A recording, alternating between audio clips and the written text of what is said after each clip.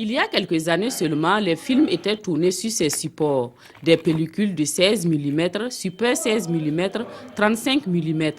Grâce au progrès technologique, l'analogique a fait place progressivement au numérique.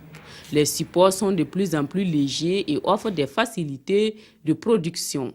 Avant, c'était des grosses pellicules, des boîtes. Il y en avait parfois 5 bobines, 6, 7 selon la longueur du film, et ça peut peser 20, 25 kilos. Aujourd'hui, c'est très simple. Ça tient dans un truc que vous mettez en poche. Pour un pays comme le Burkina qui n'avait pas encore pu démarrer une industrie cinématographique avec des laboratoires de développement et de grands studios très coûteux de post-production, évidemment, c'est une économie aujourd'hui. On peut tourner un film au Burkina et le post-produire de A à Z sans quitter le Burkina. Quand tu tournais avec la pellicule, il fallait attendre que ça parte au laboratoire et le minimum, c'est peut-être dans une semaine que tu peux avoir les résultats de ton laboratoire. Et pendant ce temps, le comédien qui a joué dans cette séquence, tu es obligé de l'immobiliser sur place. Ça te coûte, même s'il avait fini de jouer, tu n'es pas sûr que s'il reprend son avion pour aller à Dakar, au moment où tu vas avoir les résultats de ton laboratoire, tu ne vas pas le faire revenir. Il a ainsi donné naissance à ce qu'on pourrait appeler un boom cinématographique. En 2016, par exemple, plus de 20 longs métrages ont été réalisés au Burkina Faso. Le numérique est venu donner la possibilité à des gens qui n'ont pas beaucoup d'argent de pouvoir tourner malgré tout des films. Face à cette évolution technologique, le FESPACO s'est adapté.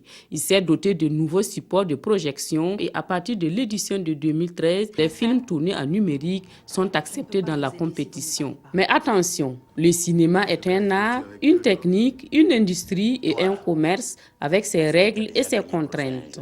Au début, on a pensé, parce qu'on produit en numérique, ça ne coûte pas cher, on peut faire rapidement, mais si vous faites rapidement quelque chose, la qualité ne sera pas terrible.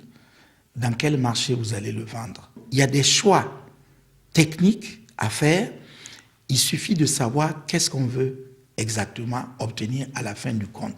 Beaucoup de gens ont pensé que comme le matériel qui sert à tourner les films ont légèrement baissé, c'est qu'on peut faire n'importe quoi.